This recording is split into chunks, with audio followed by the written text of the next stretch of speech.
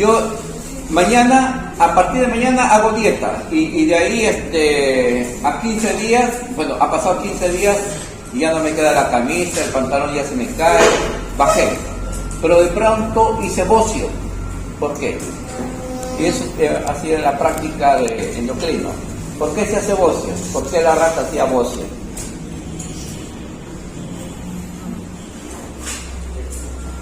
Sí, yo como bastante y de pronto quito la dieta o hago dieta, y como poquito, pero mi secreción de hormona tiroidea es alta porque estoy comiendo harto. Pero ¿acaso se va a cerrar cuando yo voy a comer poquito? Y ahí está la expresión genética. Voy a poner un ejemplo. Tengo un cañón y por ahí libero T3, ¿ok? Y digo, como estoy comiendo bastante, para poder metabolizar todo eso necesito como 100 microgramos, como 100, un ejemplo. Pero hago dieta, pero la T3 se va a ver afectada. ¿Por qué? Porque ya no como mucho, pues ya no necesito tanto.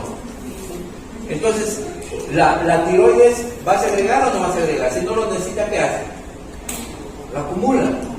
Pero como es una expresión genética, va acumulando en la tiroides. No se puede cerrar el callo. Va a pasar tiempo para que se regule por la expresión genética. Por eso que se sigue produciendo más T3 y se acumula y se forma el bocio. Por eso que la dieta que se hacía inicialmente a las personas que tenían obesidad le sometían a una dieta de verduras y la persona al final hacía pues el desorden hormonal y muchos de esos han muerto. Esto es peligrosísimo. Bien, eso es metabolismo, pero vamos a ver acá algunos eventos principales. ¿Cómo hace la glucosa en estos momentos en su organismo? La insulina aumentó los niveles de glucosa en sangre, pero la sangre está bañando todo nuestro organismo, todos los tejidos. Y esa insulina que se libera desde el páncreas, desde la célula beta del páncreas, llega obviamente a todos los tejidos y en particular al hepatocito. Se une al receptor y comienza a formar la expresión, la traducción de ese mensaje que trae la insulina. Comienza a formar fosfatidil-inositol 3 sinasa, que estimula que las vesículas que contienen los transportadores de glucosa que van a pasar la glucosa desde el intersticio hacia el interior del hepatocito, pues estas vesículas hacen que se unan el aumento de los niveles de fosfatidil-inositol 3 sinasa. Esos son los que van a provocar la unión hacia la periferia, hacia la membrana, y al exponerse van a permitir el ingreso de glucosa. Va a depender de distintas células, de distintos GLU. Los GLU van a variar dependiendo del tipo de tejido en el que se encuentra. Pero lo que debe entenderse es de que una vez que están allí, los GLU comienzan a ingresar la glucosa y con ello comienza a disminuir la glucosa en sangre. El asunto es que cuando uno come, como es el caso del obeso, esta expresión de la insulina, ese mensaje que trae la insulina, cada vez se va haciendo más alta. Es decir, los niveles de insulina comienzan a subir, pero ya no aguanta más, como quien dice, y comienza el receptor a perder afinidad por la insulina. Y estas vesículas ya no se trasladan ¿cómo se llama? En esa cantidad requerida, ya no se trasladan a la periferia, a la membrana celular, y no se aperturan los glúteos. Y comienza, como quien dice, a no tener mucho efecto de la insulina. Y eso se dice que es resistencia insulinoide. Ese es el problema, ese es el problema de comer demasiado. Por eso le dicen siempre, el obeso al final hace hipertensión, al final hace resistencia a la insulina, al final hace diabetes. Es una cadena. Por eso es que hay que ponernos las pilas. Y a partir de mañana, hoy día sigo comiendo arte, en la noche voy a comer mi fuera de la hay que comer menos. Esa es la razón. Entonces, esto hay que entenderlo. ¿Ok? ¿Entendido? Bien. Muy bien. También tenemos que entender esto. ¿Cómo es que se aperturan? ¿Cómo es que decíamos las vesículas van hacia la periferia para que se libere la insulina? Aumenta los niveles de glucosa en sangre y en todos los tejidos y se une a su receptor. Ese receptor, bueno, estoy explicando en el anterior. Está hablando acá. Se une a su receptor y las vesículas van a la periferia. ¿Ok? Ya una vez que está ahí, se va a dar el transporte de la glucosa desde el exterior hasta el interior de la célula. Ahora sí, en el interior de la célula. Estamos hablando de la célula beta. Estamos hablando de la célula beta. Ahora, en el comienzo hemos estado hablando de los hepatocitos, eso, pero ahora hablemos de la célula beta. ¿Qué hace la célula beta para liberar la insulina? Entonces, la glucosa, como decíamos que en el momento que uno consume alimentos, aumentan los niveles de glucosa en sangre y las células beta liberan insulina. ¿Cómo lo hace?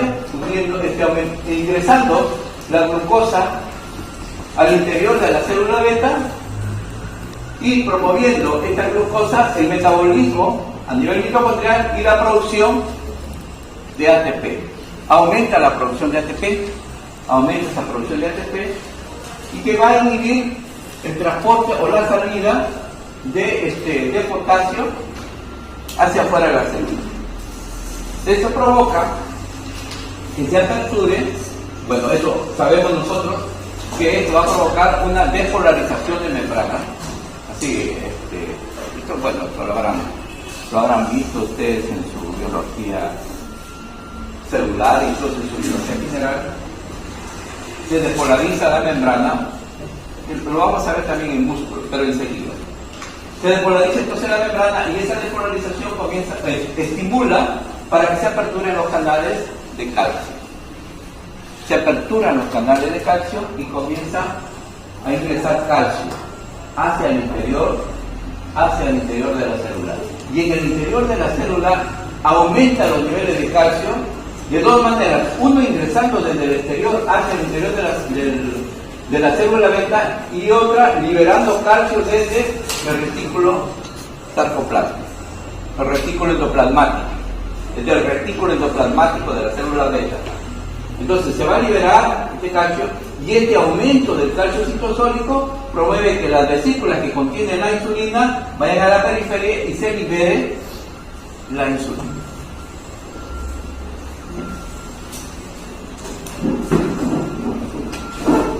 Esto ocurre en la célula beta. Generalmente, allí, la membrana de la célula beta recibe a la insulina, a través de su receptor, a la insulina.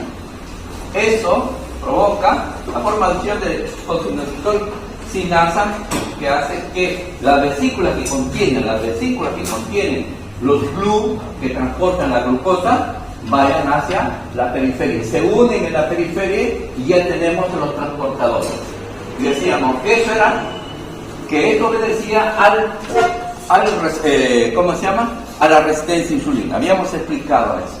Pero en este caso, de forma normal, se une a la membrana, y quedan expuestos los transportadores. Y con eso se aperturan los transportadores y comienza a ingresar glucosa a la célula beta. En la célula beta,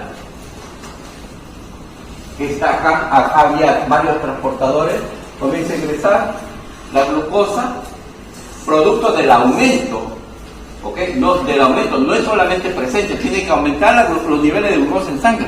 y no ingresa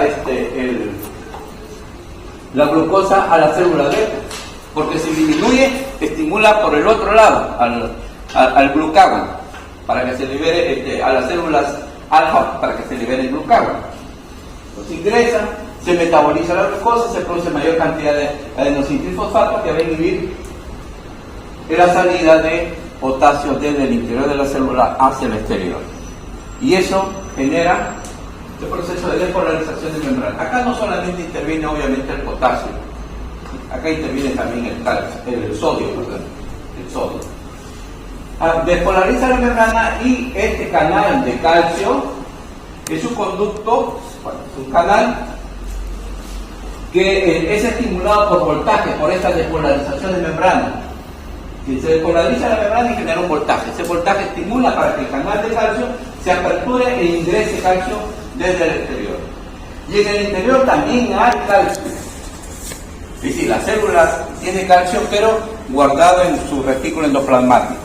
Desde el retículo endoplasmático se libera el calcio y ese aumento de la concentración de calcio citosólico promueve que las vesículas que contienen, o las vesículas que contienen la insulina, vaya hacia la periferia para ser liberada por exocitosis.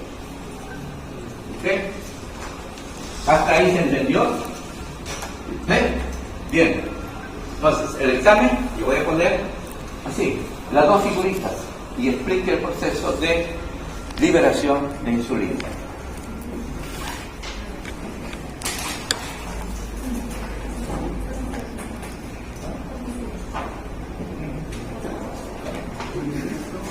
La otra glándula muy importante es la glándula suprarrenal. Hemos visto páncreas, pero solamente una hormona, insulina. Hemos visto tiroides, una hormona, tiroides con la hormona T3. Hemos visto, ¿cómo se llama? Paratiroides con la hormona paratiroidea. Ahora vamos a ver solamente así de manera general la glándula suprarrenal y sus diferentes zonas de la glándula suprarrenal. Eso lo vamos a ver en la práctica, la parte histológica nos sale. Tenemos la parte más externa, que es la zona glomerular, y que va a liberar mineralocorticoides como la aldosterona. Luego, más adentro está la zona fascicular y se va a conocer ahí en el corte histológico, se ve fácilmente los cordones, ¿no? Por eso se llama fascículo. Y va a liberar la cortisona o el cortisol.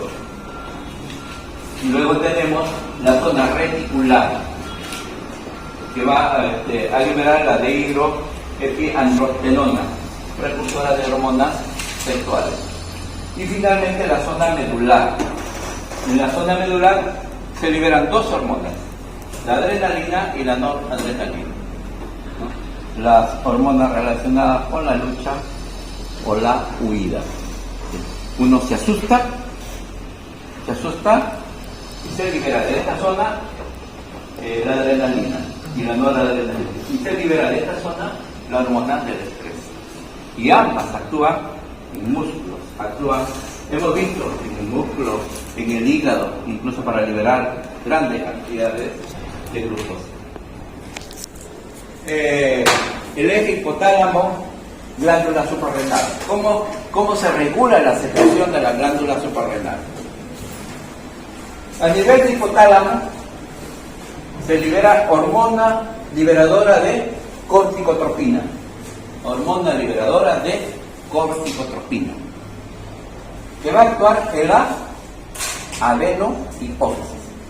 ¿Okay? Va a actuar en la adenohipófisis, porque recuerden que en la neurohipófisis solamente se almacena oxitocina, hormona antidiurética o ADH.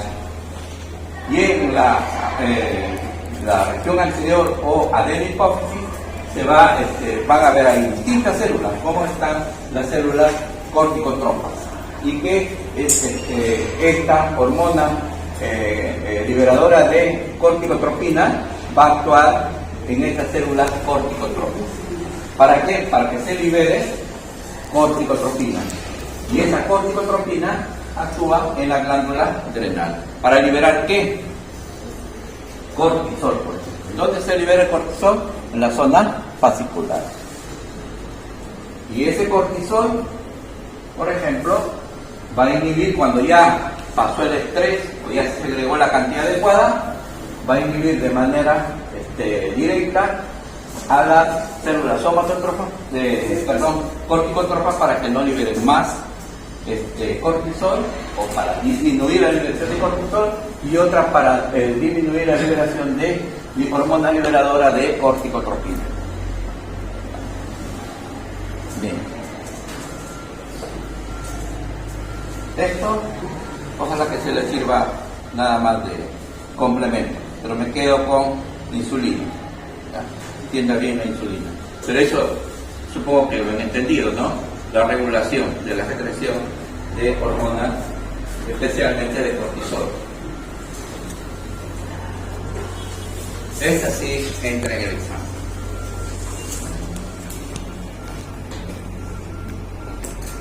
¿Se ve de ahí? Está muy chico. Se ve, ¿no? Bueno.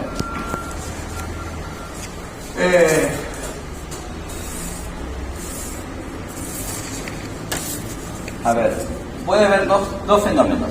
Uno, que se pueda perder sangre por alguna razón. Se pierde sangre por un accidente o por una, en el caso, sí, por una hemorragia cualquiera sea la causa. O se baja la presión arterial. ¿No? Se baja la presión arterial. Bajo esas dos situaciones, el riñón libera una hormona, renina. En principio, la renina no es una hormona clásica, es una enzima. Es una enzima. ¿Pero por qué a esta enzima la consideran hormona? Porque es una enzima que va a la sangre y actúa en otro tejido. Por eso se considera una hormona a esa enzima. Entonces, desde el riñón se libera una enzima llamada renina. Y también le llaman angiotensinasa. ¿Por qué le llaman angiotensinasa? Porque va a actuar sobre la angiotensina. Por eso. Y va a actuar sobre la angiotensinasa, el angiotensinógeno, que es liberado desde el hígado. Es liberado desde el hígado. Entonces, se libera el angiotensinógeno, la renina, que hace, es una molécula grande, el angiotensinógeno, y la renina corta en un segmento. Y convierte, es un polipéptido de 153 aminoácidos, corta y deja polipéptido de 10 aminoácidos. Polipéptido chiquito. No entiendo ahí la naturaleza. ¿Para qué hace una tremenda molécula si de ahí lo va a cortar y va a dejar solamente un segmento de 10 aminoácidos? ¿Por qué lo hace? No sé. ¿Por qué lo ha hecho así? No sé. No hay en otro libro. Solamente sabemos que la renina corta al angiotensinógeno un segmento de aminoácido y deja un segmento activo de 10 aminoácidos. Y ya tenemos la angiotensina 1. Esa angiotensina 1, como está por torrente sanguíneo, viaja hasta los pulmones. Y en los pulmones hay otra enzima que también es una hormona. Y esa enzima se llama enzima convertidora de angiotensina 1, entra la angiotensina 1 y lo va a convertir en angiotensina 2. Esa es la enzima convertidora de angiotensina. Esta angiotensina 2, que ahora es de 8 aminoácidos, yo digo, ¿por qué no mejor lo cortó? Si ya salió de 453 de frente a 8 aminoácidos, de tanta vuelta, ¿no? Y como angiotensina 2 recién va a actuar sobre la corteza suprarrenal para producir aldosterona, para liberar aldosterona. Ese es a nivel de riñón. Y a nivel de corazón va a provocar vasoconstricción. A nivel del riñón va a actuar, a nivel de corteza suprarrenal va a actuar para liberar aldosterona. Y a nivel de esta aldosterona va a actuar ahí nada más en el riñón. Se libera la sangre y actúa en el riñón, en los túbulos contorneados. ¿Para qué? Para retención de agua, para retención de sodio, porque la presión disminuye la presión y necesita aumentarla, entonces lo va a aumentar de manera química, pero retiene sodio para aumentar la presión. ¿Han escuchado ustedes siempre que dicen, tiene hipertensión y le han recomendado que no coma sal, que no consuma mucha sal? Es por esto, porque el aumento de sal en el organismo hace que aumente la presión. Ahora, ¿por qué aumenta la presión? Porque aumenta la volumen y se aumenta el volumen de agua, porque el sodio es compatible con el agua. A donde va el sodio va el agua. Por eso le dice que es higroscópico, altamente higroscópico. Entonces, aquí la aldosterona provoca retención de sodio y con ella retención de agua. Y de esa manera aumenta la presión arterial. Y por el otro lado, va a producir, la angiotensina 2 va a producir vasoconstricción. Vasoconstricción significa que el vaso sanguíneo que es así, se va a quedar así. Es decir, va a disminuir. Eso es vasoconstricción. Y al ser menor diámetro, la sangre tiene que ejercer más presión para poder pasar. Para poder pasar en la cantidad que requiere el cuerpo. Por eso es que hace presión. Ahora, ¿qué parte de ella no se entendió?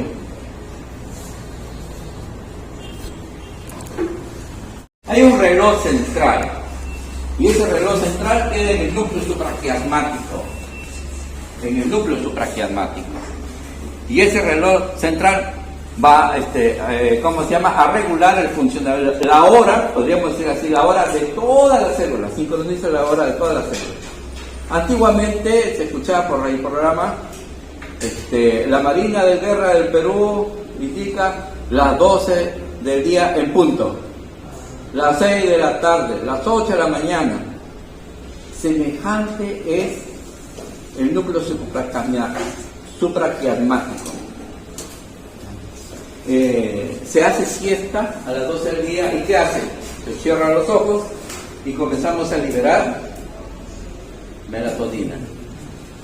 Y con eso regulamos los relojes biológicos y la persona está más despierta. Y eso tiene que ver también con el aprendizaje. Usted estudia bastante y quiere memorizarlo. Es esa cosa que estudió, quiere memorizarlo. Pues cierre los ojos y trate de dormir. Y si puede dormir, mejor. Pero no se va a pasar hasta el otro día, sino 2 horas. Entonces se libera la melatonina y que va a actuar el mensaje de la luz. El mensaje de la luz llega por el receptáculo talámico medular y va a subir nuevamente hasta la glándula pineal. Es decir, y eso diríamos, pero si lo lógico es que vaya al ojo, ingrese por el ojo y vaya de frente a la glándula pineal, ¿por qué se va a dar tremenda vuelta y baja por la médula espinal? El mensaje de la luz, el mensaje que es de día, este mensaje que entra por los ojos, que ahora nos está dando esa información que es de día, ingresa por la glándula pineal, por los ojos, atraviesa el núcleo supraquiasmático, llevando el mensaje que es la hora, ingresa hasta los ganglios cervical superior y sube recién a la glándula pineal. Y la glándula pineal recién va a producir la melatonina, que es la hormona que va a liberarse sangre y va a regular el reloj de todas las células sin excepción.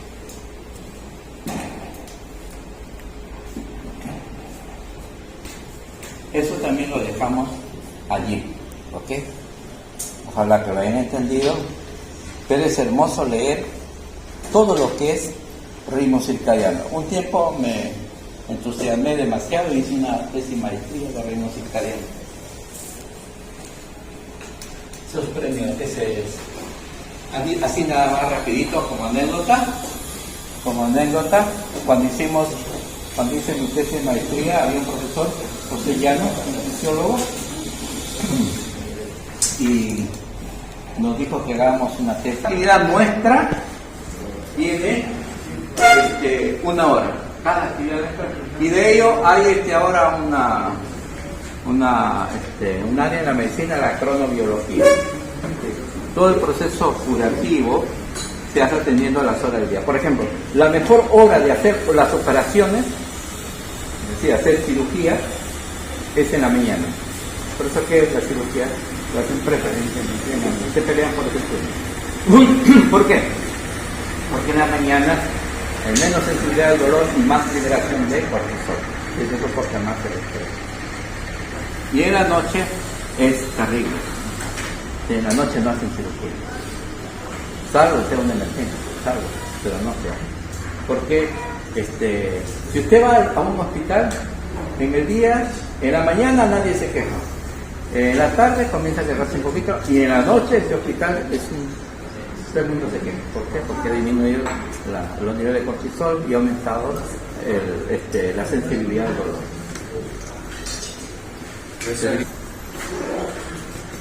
Que está más frío, dice, ya hasta las 6 comienza a segregar cortisol en la mayor cantidad. Comienza a aumentar la presión arterial. ¿Y usted qué pasa? Se despierta. A las 6 de la mañana, a las 5 de la mañana usted está despertado, biológicamente hablando. Lo que pasa es que tiene pereza y sigue durmiendo. Nada más eso. Pero en términos biológicos es hora de despierto. Esto sí entra en el examen. Esto sí entra en el examen. ¿Qué cosa es? Cuando decimos que es un problema hormonal, no decimos nada. ¿Por qué? Por ejemplo, una persona es infértil y, pucha, ¿qué podrá hacer, pues, no? Pero supongamos que sea hormonal. Supongamos que sea hormonal. Puede que la expresión de su hormona esté comprometida. La expresión genética. Una causa. Puede que los precursores, es decir, los elementos necesarios para sintetizar las hormonas, no están en las cantidades adecuadas y no se produce hormona en la cantidad necesaria. Puede que el transportador plasmático, porque por ejemplo la insulina se transporta desde el páncreas hasta el hígado, pero con un transportador, una proteína lo lleva hasta allá. Entonces, esa proteína puede haber disminuido, puede estar alterado y afecta, a pesar que la insulina se está liberando en la cantidad adecuada, pero ese transportador está fallado. Y con ello hay problemas hormonales. ¿Qué más? Cambios en el número de afinidad por los receptores de la hormona. Es decir, todo está bien, pero el receptor ha disminuido su afinidad, como es en el caso de la resistencia insulinaria. Ha disminuido su afinidad. Puede que todo también esté bien, pero hay anticuerpos ante la hormona. Y los anticuerpos están degradando la hormona. Se produce en la cantidad adecuada, pero se está degradando. Puede que todo está bien, pero en la traducción en el interior de la célula, hay alteraciones, por ejemplo, a nivel de traducción o los segundos mensajeros. Entonces, como usted puede ver, cuando se dice, por ejemplo, la persona tiene diabetes, sí, y ¿cuál es el método de análisis de diagnóstico que se hace para la diabetes? Niveles de glucosa en sangre, niveles de glucosa en orina. Nada más. Usted va al hospital, el cuadro clínico y esos dos, y glucosa prandial. Nada más, esas tres cositas. ¿Y con eso se sabe esto? No se sabe nada de eso. Nada de eso. Entonces, un diagnóstico, y eso yo creo la tarea de los biotecnólogos, el desafío para biotecnología es hacer análisis a estos niveles.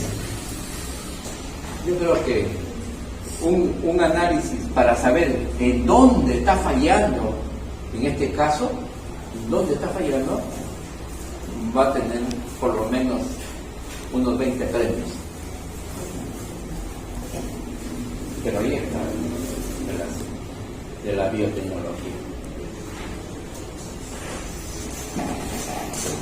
Esto es en el examen. Porque eso sí necesita usted entenderlo bien. Porque ahí sí usted puede hacer aplicaciones.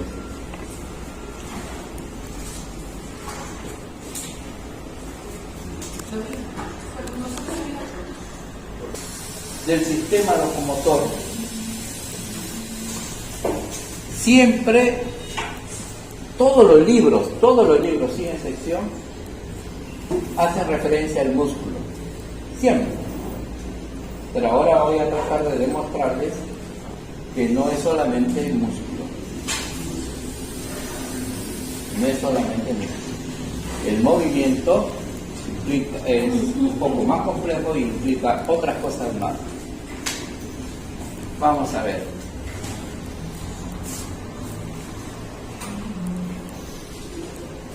Implica hueso, fascia y músculo.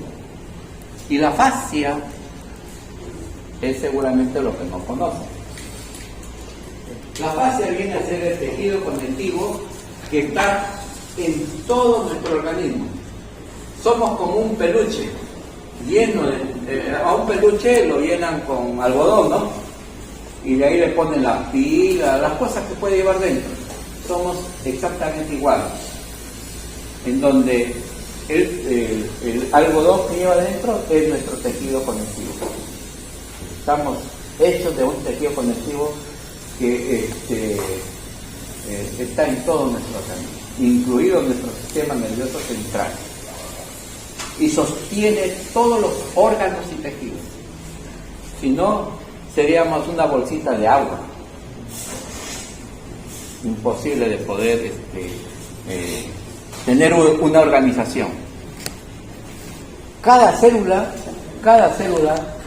tiene un lugar, trabaja en un lugar y no en otro. Hay algunas células sí que son móviles, por ejemplo, las células sanguíneas, esas son móviles, pero a pesar que son móviles, algunas de ellas, a excepción de los eritrocitos, los leucocitos trabajan en determinados tejidos, especialmente los macrófagos. Por ejemplo, el monocito que está en el torrente sanguíneo, decíamos que viaja a los diferentes tejidos y en cada tejido tiene un nombre, ¿no? Y ese monocito, por ejemplo, se va también a la célula, ¿no? También se van a la célula. Y en la célula también hay, a la piel, y en la piel también hay macrófagos, ¿no? que son originados de los monocitos. Y esos macrófagos trabajan en un determinado lugar. Por ejemplo, es como si fuera un segmento de piel y el macrófago trabaja en la puerta, y de ahí no se mueve. Ahí es su lugar, ahí llega, ahí trabaja hasta el día que le toca la apoptosis y listo. Y una demostración de ello es el tatuaje. ¿Alguien tiene un tatuaje? Cuando le hacen un tatuaje, el tatuaje captura, cuando hace el tatuaje, la piel captura la tinta, y la forma se mantiene constante en el tiempo. Si hemos dicho, y esto ha sido en las primeras clases, que las células, los tejidos, el intersticio, todo cambia, ¿sí? No hay una célula que se haya quedado desde tu nacimiento hasta que te has muerto, ¿sí? Que ha durado 70, 90 años, no hay una célula. Cada 15 años ya somos individuos nuevos biológicamente, porque todas células, tejidos se han cambiado. Pero a pesar que se han cambiado, ese tatuaje sigue siendo en el mismo lugar. ¿Por qué? Porque los macrófagos son los encargados de capturar esa pinta, capturan la pinta, y como viven en un solo lugar, trabajan en un solo lugar, ese macrófago cuando muere, viene otro macrófago hacia, ¿cómo se llama? Captura nuevamente la pinta, porque esos cuerpos apoptóticos tienen que ser eliminados y eso nuevamente los reabsorbe el nuevo macrófago que llega. Y de esa manera ese macrófago que llega se vuelve a ubicar en ese lugar del anterior y así el tatuaje permanece siempre de la misma forma. Por eso nunca se borra y por eso nunca cambia de forma. Y eso está, y para eso sirve la fascia. La fascia es un tejido así, parece que fuera todo desordenado, pero en todo ese caos que parece, ordena todo. Mantiene a todo en orden. Por eso es que nuestro riñón, nuestro corazón, nuestros pulmones y todos los órganos siempre son de esa misma forma. Y eso gracias también a la fascia.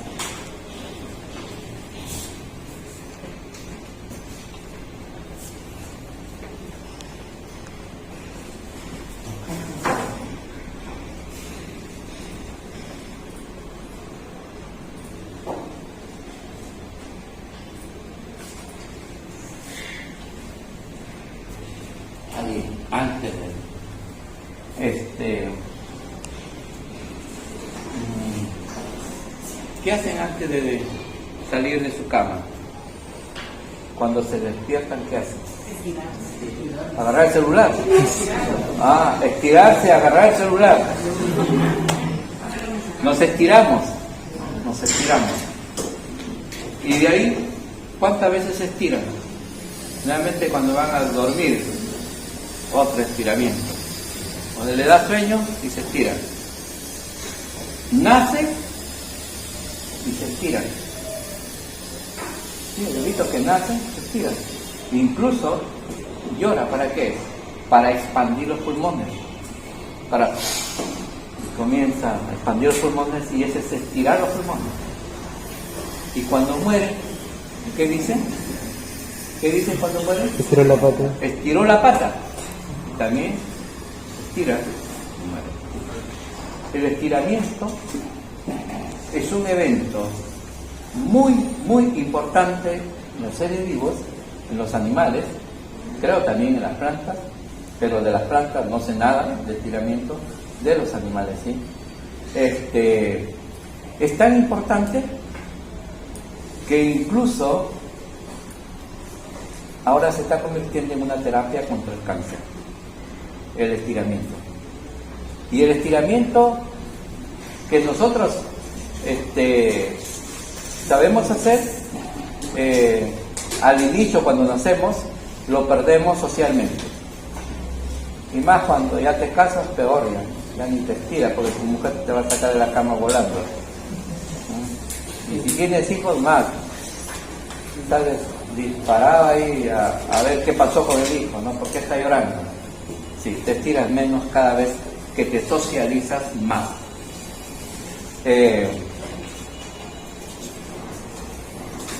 Los animales... y nosotros hacemos ejercicio. ¿Para qué? ¿Para qué hacemos ejercicio? Para mantenernos, no sé, si no hacemos ejercicio nos morimos, ¿no? Se queda, no sé, como el Chavo del Ocho engarrotado. Si no hace ejercicio se puede quedar así. Pero los animales no hacen ejercicio. ¿O ha visto usted a un animal haciendo en el gimnasio? ¿Ha visto a un leopardo haciendo ejercicio? No hace. ¿Y por qué corre así? Por eso es muy importante. Lo único que hacen estos animales, y todos los animales, excepto el hombre, es estirarse. Y después el resto de funciones lo hacen muy bien. Y el hombre ha perdido, vuelvo a repetir, ese estiramiento natural. Eso lo ha perdido. Por ejemplo, ahora a cualquier profesional de salud, sea fisioterapeuta, médico, a cualquiera dile cómo debes de estirar para mantener tu cuerpo saludable y para ser así como él. Para correr sin ninguna dificultad, sin que se te ocurra un desgarro. ¿Cómo? Yo no necesito hacer ejercicio. ¿Cuál es mi teoría? Ahí está. Él no va al gimnasio. Y nosotros solamente hacemos ejercicio. Incluso han inventado estiramiento. ¿Qué hacen el estiramiento los deportistas, los futbolistas? Entonces se levantan la pierna a un lugar donde nunca lo han puesto y dicen que están haciendo estiramiento. No sé qué será eso, pero de estiramiento no tiene nada. Pero le han puesto el nombre de estiramiento, pero no es a eso. Miren, una cosa.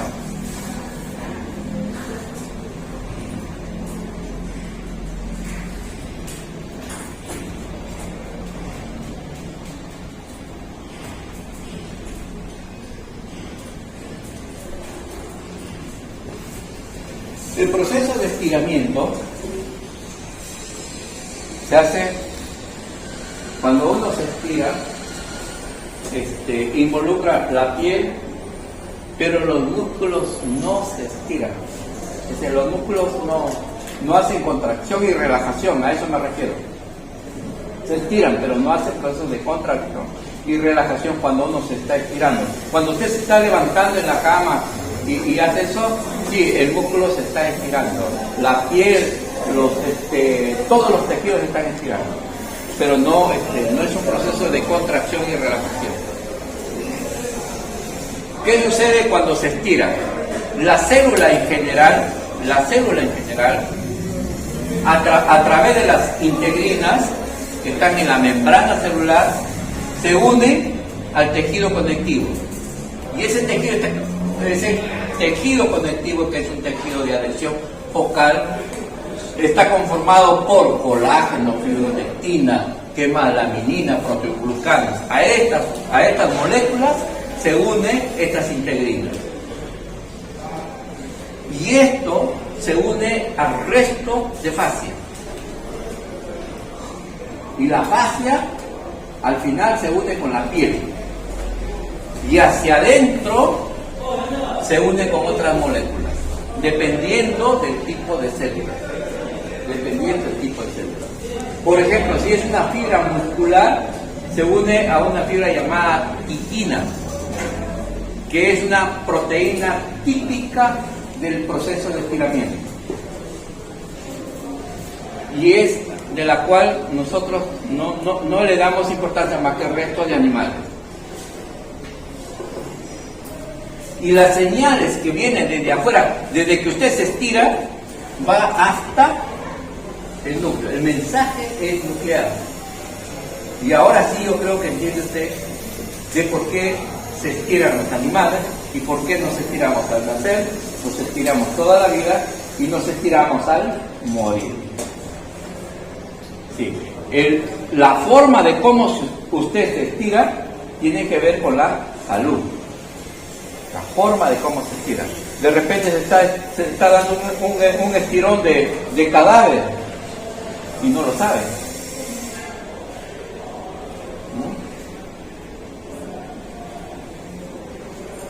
¿No? Los animales sí lo saben. Nosotros ya no lo sabemos. Tendríamos que estudiar a una persona desde el nacimiento, así, sin afección social. No sé cómo lograrlo.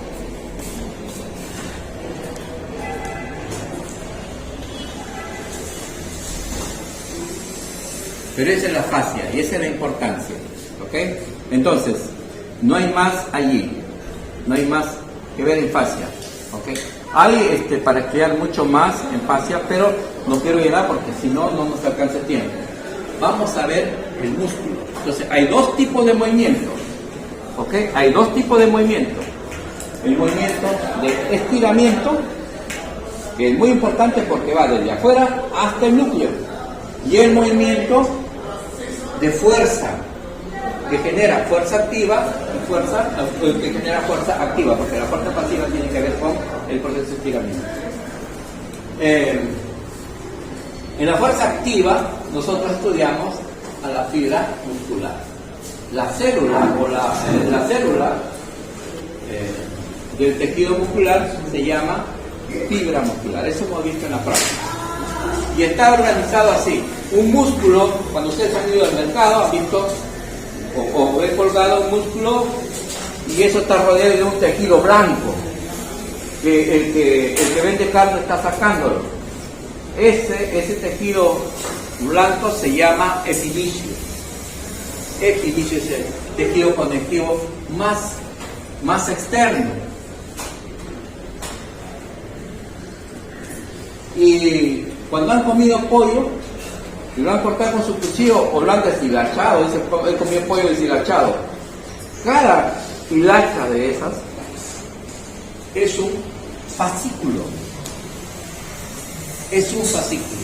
Y si esa hilacha, usted, ahora llegando a su casa, trata de sacarle, de deshilacharlo más finito, va a encontrar las fibras, las fibras musculares, estas, que se ven así. Al microscopio nosotros vamos a ver así como es así, como puntito de las fibras musculares. Y dentro de las fibras musculares están las miofibrillas. Las miofibrillas.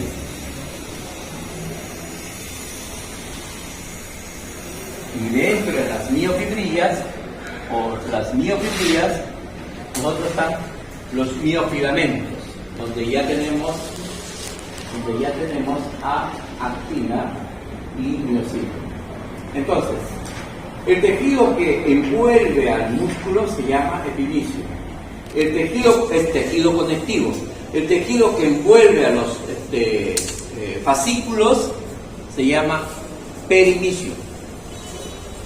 Y el tejido conectivo que separa a las fibras musculares se le llama endomicio. ¿Listo? ¿Se entendió? Listo.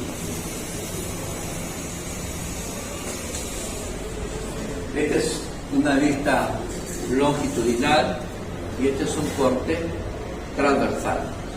El tejido adiposo está a nivel de epimicio y no de endomicio. A nivel de endomicio no está. Hay unos animales sí que, pero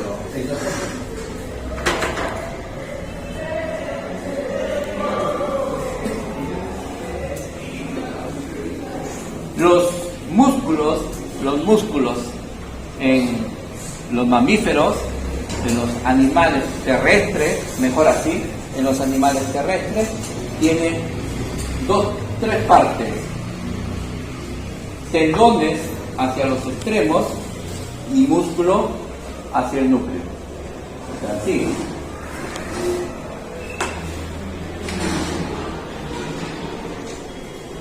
Acá el tendón y acá el otro tendón. Todos los músculos. Y los músculos grandes, ¿no? Que nos mantiene sostenidos. ¿Y eso por qué? Porque tenemos que luchar contra la gravedad. Tenemos fibras musculares más largas y con tendones. En los peces no hay tendones. Y los músculos se sostienen directamente a la piel. ¿Hay tejido conectivo? También hay tejido conectivo. Pero en este caso, cuando comí pescado, a veces uno levanta especialmente bonito, parece por capas. ¿Comió bonito o no? Parece que también comió bonito. ¿Quién comió? Corvina, ojo de uva. Pero igual lo puede levantarse por capas. Cuando se fríe, se separa por capas. Entonces, ese tejido que permite la separación por capas lo hace el miocomata, que es el tejido conectivo. Y al músculo propiamente dicho le llamamos miómeros. Y a diferencia de nosotros o de los animales terrestres, el músculo se inserta al tejido conectivo. Y en los terrestres, a los huesos, a través de los tendones. Acá no hay tendones. Allí hay tendones. Aquí, ¿por qué no necesita tendones?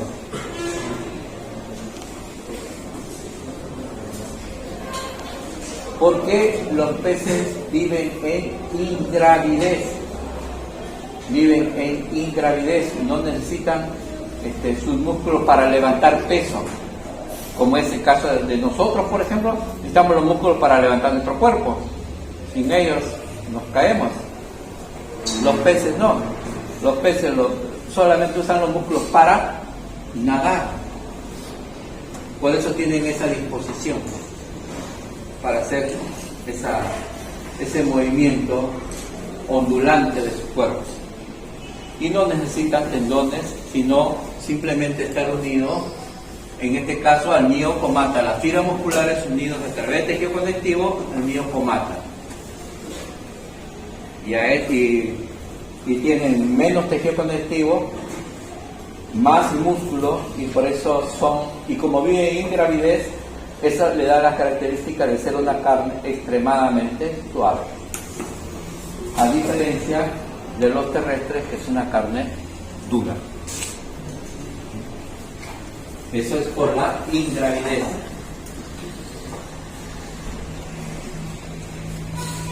ACB, diomicitos, un músculo, el núcleo y las miofibrillas dentro. No se ve, pero cada punto de esto es una miofibrilla. Y cada una de ellas una fibra muscular. Lo vemos en la práctica. Acá está el asunto. La sarcómera, la actina, la miosina en los miofilamentos. Bueno, esto vamos a ver los discos Z, el disco, ¿cómo se llama?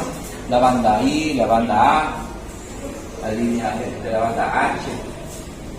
Pero lo que quiero que acá vean es esta desmina, esta proteína que permite la inserción final de los músculos a la fibra, en este caso al sarcolema. En la fibra muscular le decimos, a la membrana celular le decimos sarcolema, al citoplasma le decimos sarcoplasma, y a la célula le decimos fibra muscular. Entonces, esta desmina está unida al sarcolema a través de una proteína llamada costámero. Y acá debe estar la quitina. Acá debe estar la quitina. Lo vamos a ver más adelante. Ahí están las bandas. Vamos a ver dos bandas, una banda clara y una banda oscura. Y la banda, empezamos por la banda clara. Bueno, se ve así transparente, pero esta banda al centro tiene una línea. Eso también es posible de verlo en la práctica, que viene a ser la línea Z. Es la línea Z. Pues tenemos la banda I con su línea Z. Y en la banda A, que es la banda oscura, también tiene una línea al centro, pero no le llamamos línea, tiene una banda clara, más clara que, la más clara en la parte central, y a esa le llamamos banda H, y hay una línea también al centro, y a esa línea le llamamos línea N. Si quisiéramos aprenderlo, como corresponde, diríamos, la banda oscura es la banda A. Hasta ahí, partimos de la letra A. Si esta letra A lo abrimos, quedaría una H y sería la banda H. ¿Okay? Y si a esa banda H, el H, esta palito del centro, lo quebramos, formaríamos la línea N. de la misma letra A. Banda A, abrimos la letra A y tenemos la banda H y quebramos el palito de la H y formamos la línea M. Y la banda I, que es fácil de memorizarlo, es la banda clara, que si lo inclinamos formamos la Z. Y ya está, aprendido para siempre. Pero eso es lo que vamos a ver en la práctica. Y no lo vamos a ver así, lo vamos a ver así como es en la práctica. Yo tenía una lámina como esta, pero se perdió, se quebró. Se le cayó a un muchachito. Hay tres tipos de músculo: músculo esquelético, músculo cardíaco y músculo liso. El músculo, este es el músculo esquelético, que también se le llama músculo esquelético o músculo estriado esquelético. Músculo estriado cardíaco. ¿No? ¿Por qué? Porque tiene estrías también el músculo cardíaco. Por eso se dice también estriado. Pero a diferencia del músculo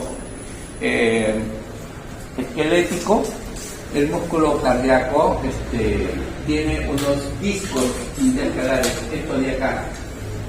Sí, es como una... Yo creo que todos han comido una caña dulce que venden así para jugo. Si tiene segmentos, el nudo viene a ser el disco intercalar. Recuerden eso siempre. Y así es una fibra muscular cardíaca. Tiene las estrías, tiene el disco intercalar y el proceso de contracción y relajación es semejante en todos. Ahí no hay duda de nada. No hay diferencia. ¿En dónde está la diferencia? En el potencial de acción. En el proceso de contracción y relajación, nada, la diferencia es potencial de acción. Vamos a ver.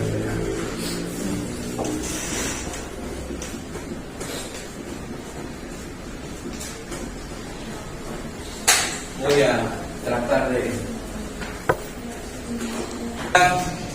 esquelética. En el caso de la fibra muscular esquelética, el potencial de acción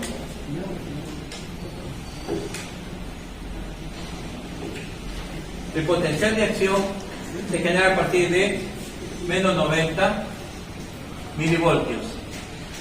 Menos 90 milivoltios, la membrana, la sarcómera está en reposo. Está en reposo. Recibe un estímulo y sube hasta menos 50 milivoltios. Y recién ahí se despolariza, genera un potencial de acción y va a bajar. Pero acá se aperturan canales. Los canales que se aperturan, ya sea en el umbral, nosotros lo hemos visto en la práctica, el umbral es la cantidad de voltaje necesario para generar un potencial de acción. Y en este caso serían menos 40 milivoltios. Entonces, esos 40 milivoltios es lo que se necesita como mínimo para estimular a la sarcómera. Llega al umbral, pero esto ha requerido de apertura de canales de sodio. Ha necesitado que se aperturen canales de sodio. Y una vez alcanzado, se genera el potencial de acción, de manera automática se siguen abriendo los canales de sodio, hasta llegar a una espiga, el momento en el cual se abrieron todos los canales de sodio en ese segmento. Supongamos que la fibra muscular sea esa, y supongamos que el potencial de acción se está dando en esta región. Y además asumiéramos que aquí hay 1000 canales de sodio. Entonces, para que se aperture necesita un mínimo, por decir, unos 50 canales de sodio. Necesitas estimular necesita tal voltaje para que aperture a 50 y llegue al umbral. Y una vez que llegue al umbral, va a comenzar a abrirse los canales de sodio. hasta llegar, se abre, hasta llegar a la totalidad de canales de sodio en ese segmento. No de forma instantánea en todas las membranas, en todas las sarcómeras.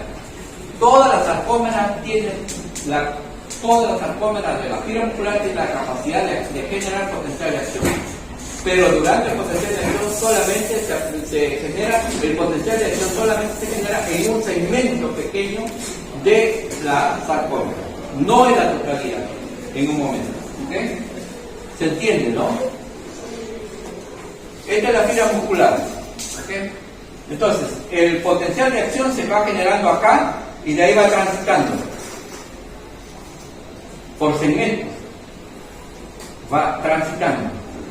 Todas las sarcómeras sí tienen la capacidad de generar potencial de acción.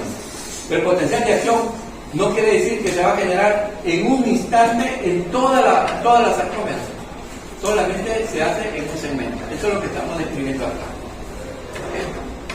Entonces se aperturan los canales de sodio, llegado al máximo, se ha formado la espiga y de ahí comienza el proceso de repolarización de la membrana, apertura de los canales de potasio. Se cierran los canales de sodio y se aperturan los canales de potasio. Esta es una síntesis, ¿sí?, del potencial de acción de una fibra muscular. En una fibra cardíaca la cosa es diferente, es así. Sin umbral. Se aperturan todos los canales de sodio y ahí viene una meseta así como esta. Acá, durante el proceso de despolarización, se aperturan los canales de sodio. Llega la espiga, comienzan a cerrarse los canales de sodio y acá se aperturan los canales de calcio. Como son canales por los cuales entran o salen los elementos, el sodio es de un tamaño más pequeño que el calcio, por eso que hace esta curva rápida. En cambio el calcio es un átomo muy grande, muy pesado, transita muy lento, y es por eso que hace esta meseta. Y al final se cierran los canales de calcio y se aperturan los canales de potasio. Esa es la diferencia entre el potencial de acción de una fibra muscular cardíaca de una fibra muscular esquelética. Y los dos, y el proceso de contracción y relajación es igual. No hay diferencia.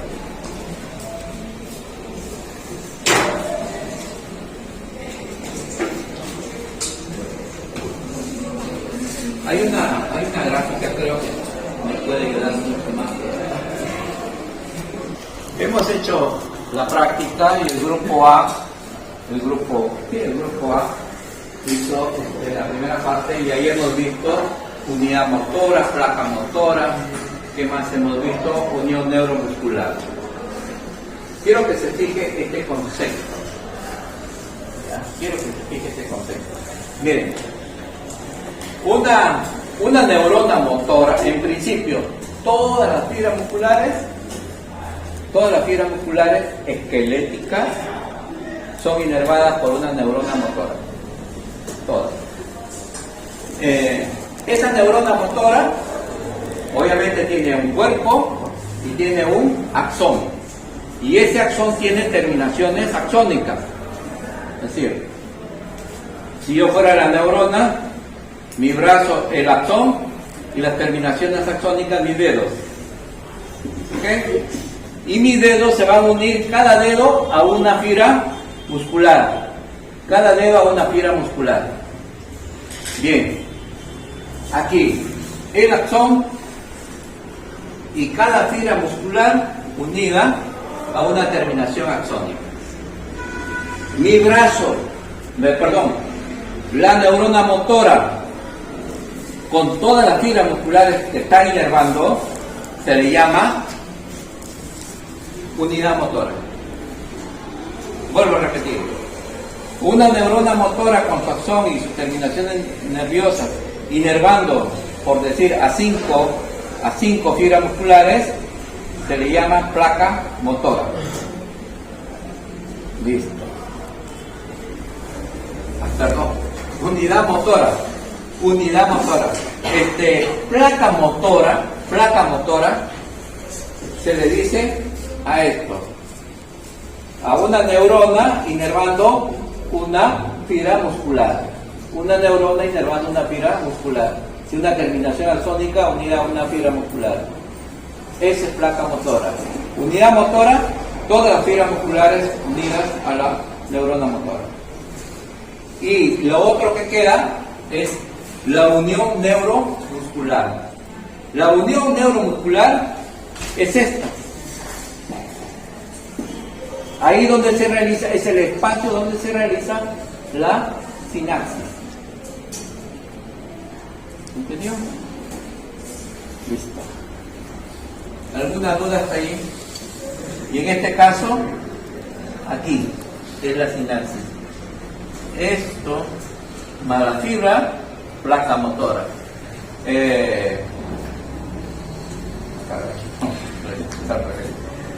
Al revés. La unión neuromuscular, por eso el nombre, unión neuromuscular, nervio, muscular, músculo, fibra muscular, unión neuromuscular, la fibra muscular y la terminación axónica con la fibra muscular. Y la placa motora, el espacio, por favor, por acá. El espacio donde se realiza la sinapsis. Muy bien. ¿Qué más hemos visto? Ahí.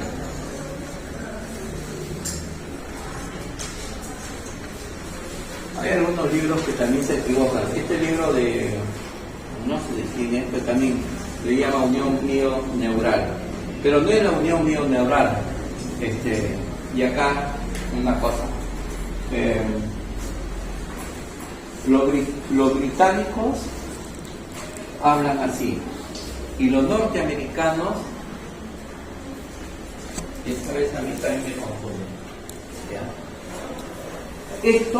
Este concepto es netamente americano, norteamericano. Así, unidad motora, la neurona con sus uniones, con sus fibras musculares. De ahí, placa, unión mioneural, la terminación axónica con la fibra muscular. Y placa motora para decir dónde hace la sinapsis. Y otros libros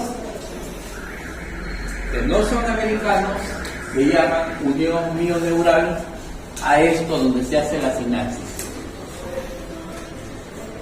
Pero yo creo que se entiende claramente el concepto, ¿sí?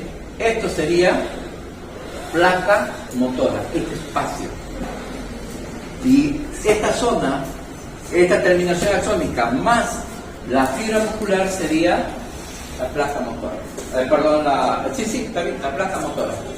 Placa motora y el espacio unión mioneural. A ver.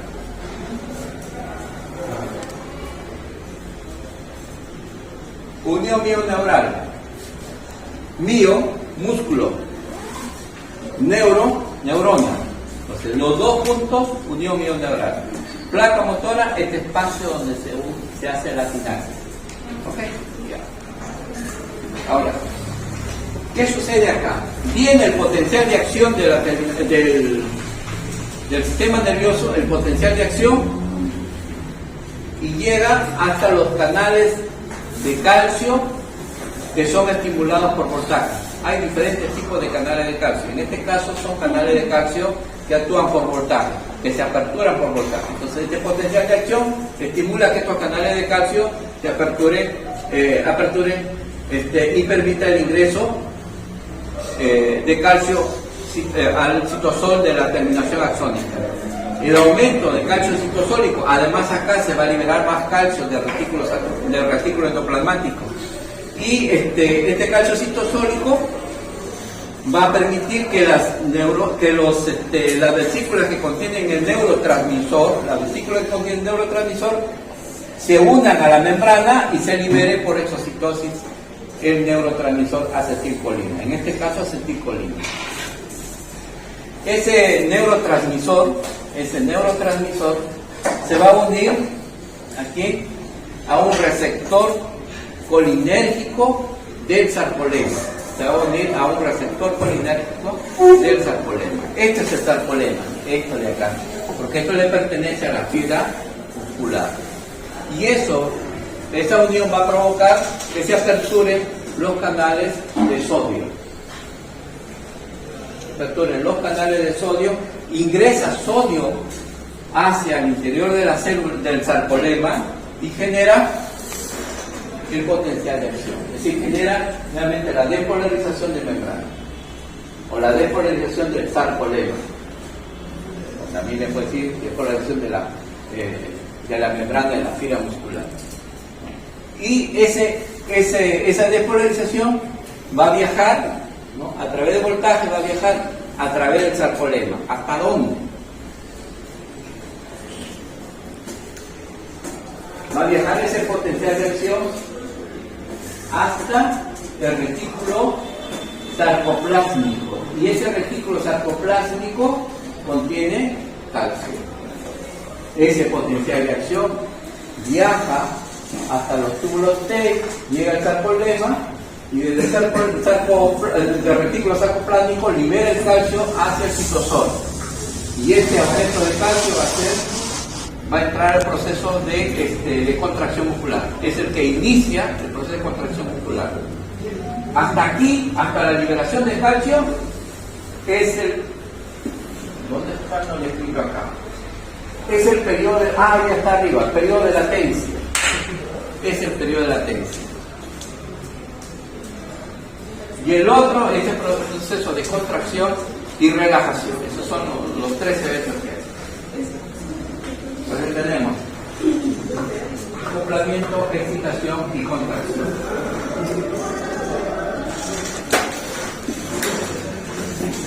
Terminación axónica, fibra muscular. Los dos puntos, unión mioneural. Este espacio se le llama placa motora. Viene por la terminación axónica el potencial de acción generado en la neurona, que no se sabe la causa, cualquiera haya sido la causa, y apertura a unos canales dependientes del voltaje, que son los canales de calcio. Ingresa calcio citosólico, aumenta las concentraciones de calcio citosólico en esa terminación axónica, y estas vesículas que tienen el neurotransmisor acetilcolina se acercan hacia la periferia y se libera la acetilcolina. Y se unen al receptor para acetilcolina. Y aperturan los canales, en este caso estos son canales ¿cómo se llama?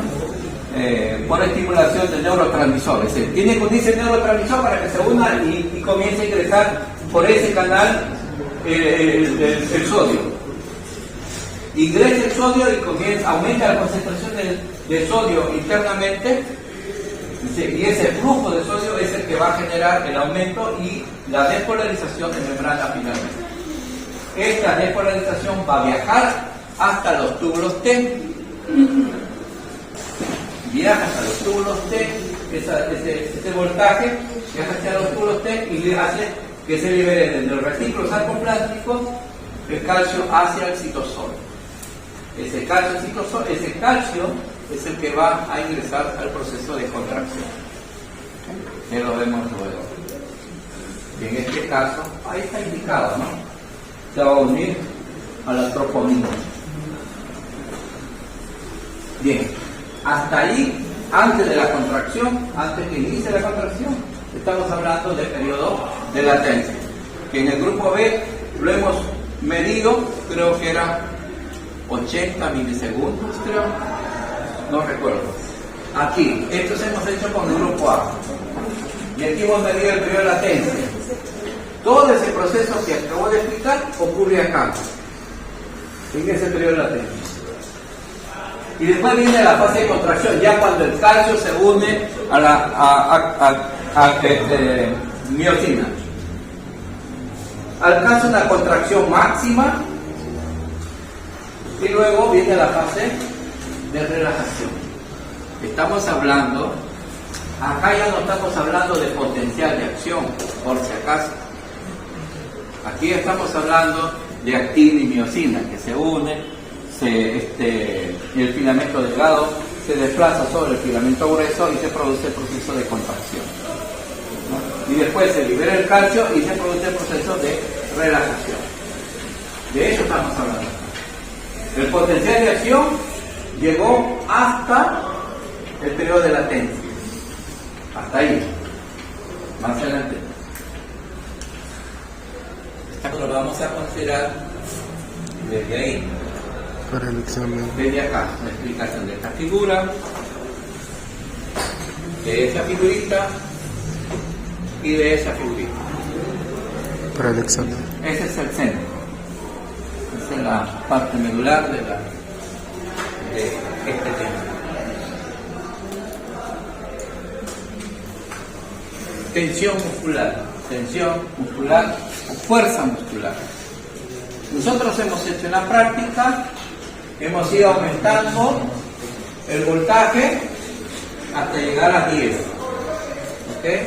Y hemos ido, cada vez que hemos aumentado 2, hemos visto cómo ha ido aumentando. ¿Qué aumenta acá? ¿Qué aumenta? ¿Qué aumenta? La fuerza. Bueno. ¿Qué aumenta? La parte de contracción, la fuerza muscular. Acá aumenta la parte de contracción, que es la fuerza que se ejerce.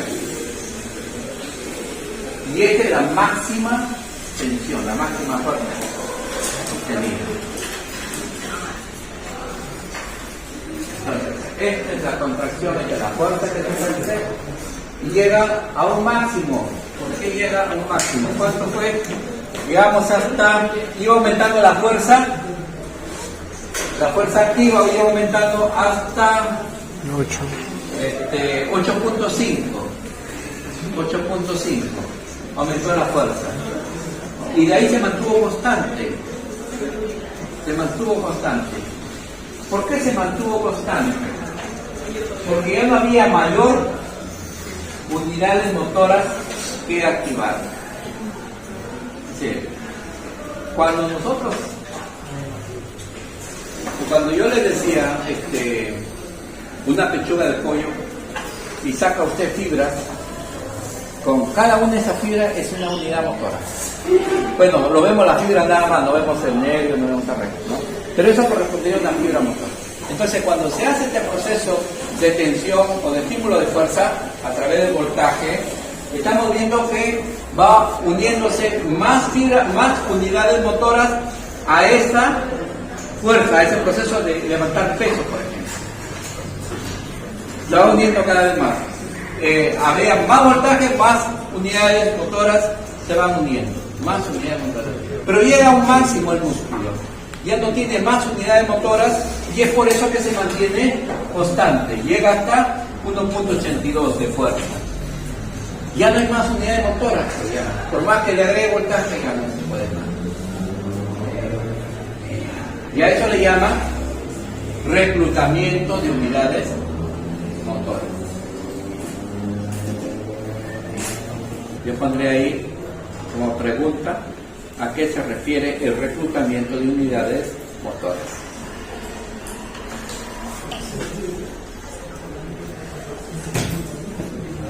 Con eso creo que estamos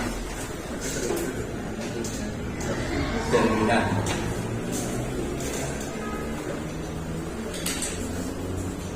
La fuerza pasiva y la fuerza activa. Empezamos por acá. El músculo esquelético posee dos propiedades fundamentales. Desarrolla fuerza pasiva cuando se estira. Y cuando damos ese proceso de estiramiento, cuando el músculo en ese proceso de estiramiento también se estira, hablamos de fuerza pasiva. Como una, en este caso como una bomba elástica, ¿no? Y eso lo da ¿quién? El tejido conectivo, junto con la quitina. Y la fuerza activa, cuando y la fuerza activa se da cuando el músculo es estimulado, es decir, hay un proceso de contracción y relajación. Y en el primero, no. La fuerza activa se genera, cuando los filamentos gruesos de miosina se unen a los filamentos de la de actina. Bien, hasta ahí también. La fuerza pasiva se genera por estiramiento del músculo y se debe al retroceso elástico del propio tejido muscular. Y acá sí lo menciona, la fuerza pasiva es causada en gran medida por la proteína titina, que actúa como una cuerda elástica molecular. Y les decía que a la cual no le damos la debida importancia. Esto es el proceso, lo puede aprender así, con este cuadro. El proceso de contracción y relajación del músculo esquelético. Descarga de la neurona motora. Hemos dicho que todas las fibras musculares esqueléticas están inervadas por neuronas motoras. Listo. ¿Y qué lleva la neurona motora? Un potencial de acción, un estímulo. ¿Y qué provoca? La liberación de la acetilcolina. ¿Qué más? Una vez que se libera la acetilcolina, ¿qué hace? Se une a los receptores nicotínicos para acetilcolina, a esos canales de sodio.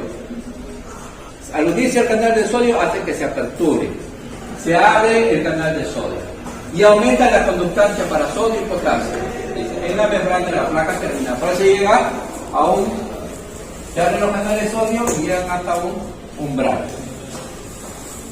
Y con eso se generó el potencial en placa terminal. Luego hay la generación del potencial de acción en la fibra muscular, y vuelvo a repetir, el potencial de acción no se genera en todo el sarcolema, si vemos un segmento del sarcolema. ¿Okay? Es suficiente. Extensión de la despolarización al interior, a lo largo, extensión de la despolarización al interior de los túbulos T. También les había explicado que ese potencial de acción llega hasta los túbulos T. ¿Y qué hacen los túbulos T? Liberación de calcio desde el retículo sarcoplasma. Y ese calcio se va a unir aquí a la troponina C. ¿Qué hace en la troponina C? El descubrimiento, se une a la troponina C y se descubre. ¿Quién se descubre? Los sitios de unión de la miosina en la actina. Recién ahí se puede unir la actina a la miosina y desplazarse, ¿no? Desplazarse y formar el enlace cruzado, es decir, está así y después hace esto. Filamento delgado se desplaza sobre los filamentos gruesos.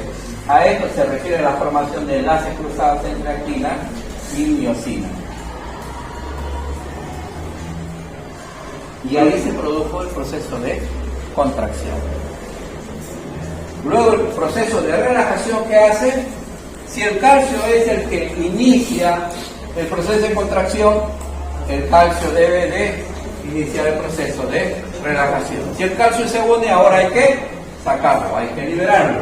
Por eso acá dice, calcio bombeado de regreso nuevamente al retículo sarcoplasmático, nuevamente se guarda. Se libera de la troponina y nuevamente se une la actina y la miosina. Se libera la actina de la miosina. Y con eso se produce el proceso de relajación. Lo puede aprender así, que es más sencillo.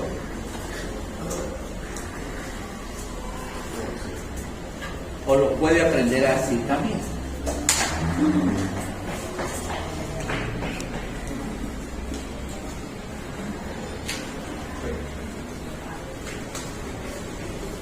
Es otra forma a mí me parece, para que ustedes empiecen de la otra forma más sencilla. O sea, enlaza con las dos gráficas que hemos explicado. Solamente acá quiero agregar que el ATP es el que sirve, es el que va a servir para liberar a la unión de actina de la miosina. Y si no hay ATP para liberar la actina de la miosina, pues se queda cruzado, se queda el músculo contraído. Y a eso le llaman rigidez cadavérica.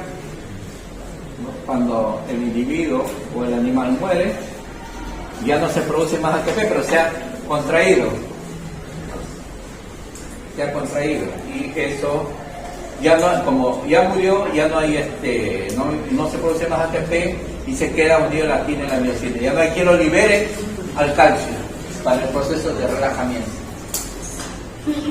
Después el cadáver se va ¿cómo se llama? A relajar, sí, pero por podrición, no por liberación de actina y miocina.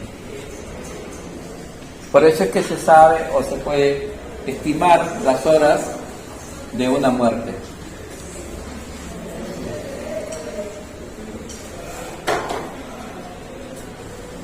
Tipo de contracción, hemos visto dos, ese es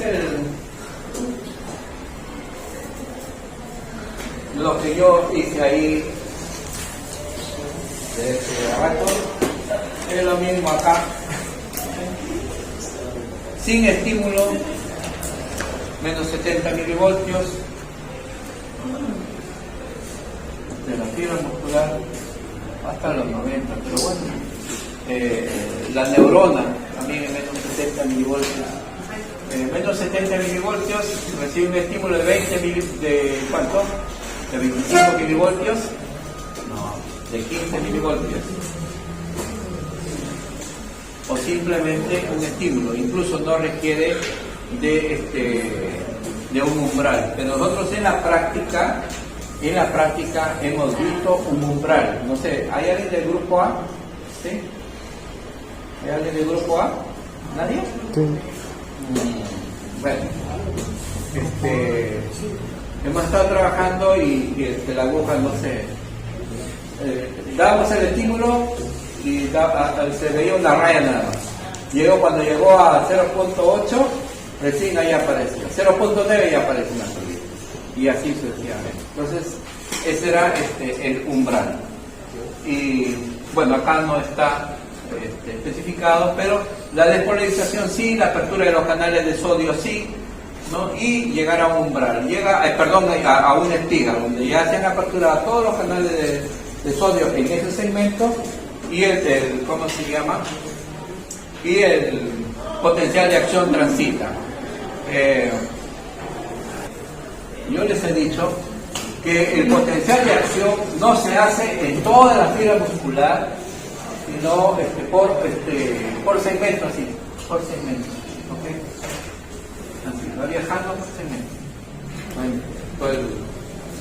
No necesita polarización, se cierran los canales de sodio y se aperturan los canales de potasio. En realidad, acá son dos elementos. Sería así. El sodio, la liberación del sodio que alcanza un máximo y ahí baja. Y después, con ella, la liberación de potasio que alcanza un máximo y también baja. Solo que aquí, en esta figura, estamos haciendo como si fuera uno solo, pero en realidad son dos curvas porque son dos canales distintos. Entonces deberían haber dos curvas. Creo que ahí tengo una gráfica que describe esas dos curvas.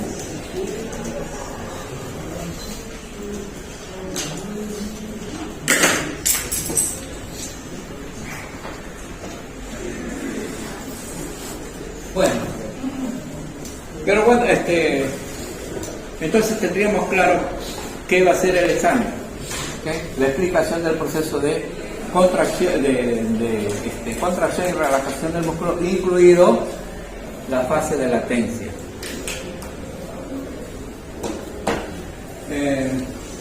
La fibra muscular esquelética tiene una cosa particular. No aumentan las fibras musculares esqueléticas. Dice, ¿vieron? ¿Ah? Joaquín tiene la misma cantidad de fibras musculares en sus bíceps que Arnold Schwarzenegger. Sí, igual, solo que él no hace físico-culturismo. Se le ha escapado el físico-culturismo. Tiene la misma cantidad de fibras musculares. Entonces, ¿dónde está la diferencia? La diferencia está y que cuando se hace físico-culturismo o cualquier deporte relacionado con tejido muscular, Hipertrofia. aumenta las miofibrillas. Las miofibrillas están, y es de la fibra muscular, las miofibrillas están acá. Entonces estas son las que aumentan y lo hacen aumentar en ancho. Sí, más fisiculturismo, más ancha la fibra muscular. La fibra muscular porque aumenta mayor cantidad de miofibrillas. Ahora, el músculo también crece a lo largo. Ahora, para que crezca a lo largo, la unidad funcional es la sarcómera. La sarcómera es la unidad funcional del músculo. De una banda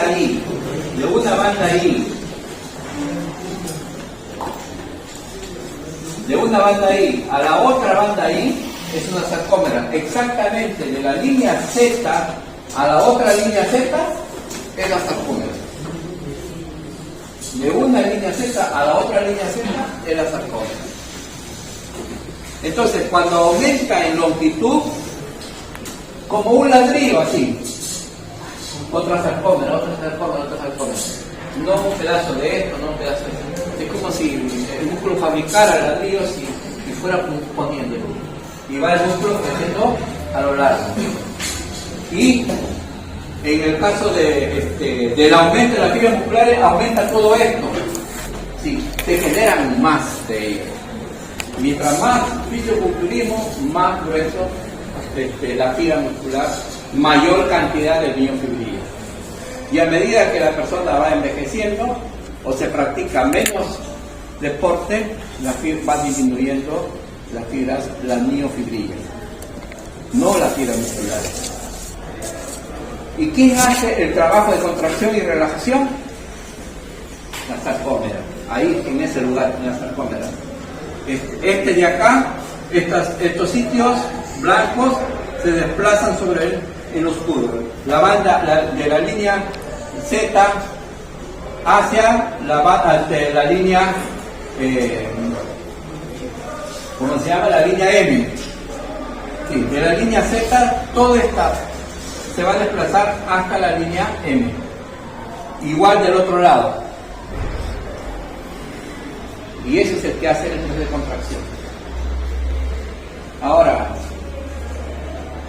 la mejor forma de llegar a la longevidad, ¿cuál será? De caminar siempre hasta que te mueras, que te mueras de 100 años, 200 años.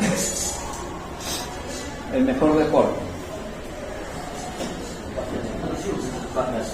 Físico-culturismo. Toca. ¿Por qué? ¿No has visto los viejitos? Vayan a ver a un viejito, su abuelito, todo, el músculo se va secando. Se va secando. Y si tiene más fibra muscular, entonces este proceso va a ser más lento. Llega un momento que el viejito se ha secado tanto que ya no se puede parar y se queda echado y se lo lleva a la persona. Culturismo hablamos de hipertrofia. Nosotros estamos por acá. Atrofia no, estamos en lo normal, no hay normal, pero sí una fibra muscular normal, somos nosotros.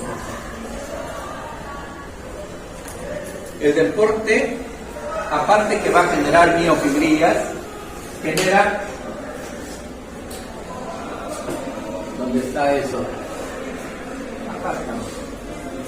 Factores neurotróficos derivados del cerebro, el músculo genera factores neurotróficos derivados del cerebro que intervienen en el proceso de oxidación y previenen obesidad, diabetes, enfermedades cardiovasculares, depresión, demencia y deterioro cognitivo. Eso está más que probado ya.